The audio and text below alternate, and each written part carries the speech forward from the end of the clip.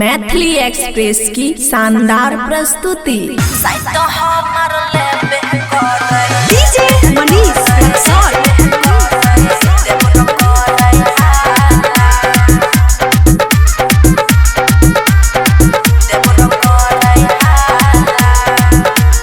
खुशी recording studio बलुआ। नो अन्ना के मुर्गी नए 12 के मसाला। नो अन्ना के मुर्गी नए 12 के मसाला। साथ हमर लेबे करे देवर करे हाला।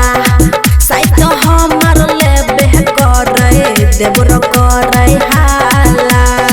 नो अन्ना के मुर्गी नए 12 के मसाला। नो अन्ना के मुर्गी नए 12 के मसाला। साथ हमर लेबे करे देवर करे हाला। साथ हमर चुम्मा लै छै देवर करे हाला। देवर करे हाला। देवर करे हाला।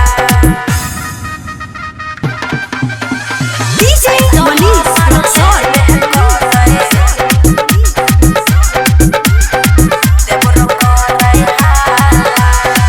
जाइ छी जब नहावहि देवरा तात फायर हुलकै छै। लाज शरम से देह सखी सौसे हमर दुलकै छै। सौसे हमर दुलकै छै। जाइ छी जब नहावहि देवरा तात फायर हुलकै छै।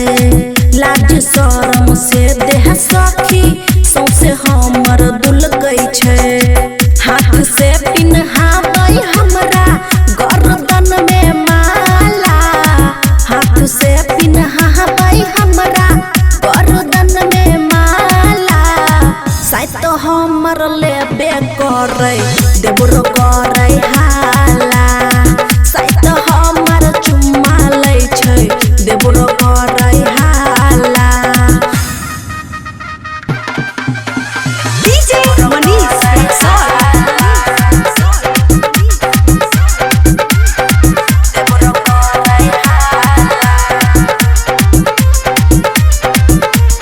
खुशी रिकॉर्डिंग स्टूडियो बलुआ। भीतरे भीतरे हमहू सखी रहै छी बड़ा खुश गे। मिलैया मजा ओहिना जहिना पियवा जाइया रुइस गे। पियवा जाइया रुइस गे। भीतरे भीतरे हमहू सखी रहै छी बड़ा खुश गे। मिलैया मजा ओहिना जहिना पियवा जाइया रुइस गे।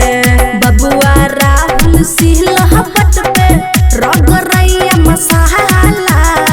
बबुआ राहुल सिहलह पट पर रगरै मसाला। साथ हमर लेबे करे देवर करे हाला। साथ हमर चुम्मा लै छै देवर करे हाला। नो अन्ना के मुर्गी नए 12 के मसाला। नो अन्ना के मुर्गी नए 12 के मसाला। साथ हमर लेबे करे देवर करे हाला। साथ हमर चुम्मा लै छै देवर करे हाला। खुशी रिकॉर्डिंग स्टूडियो बलुआ।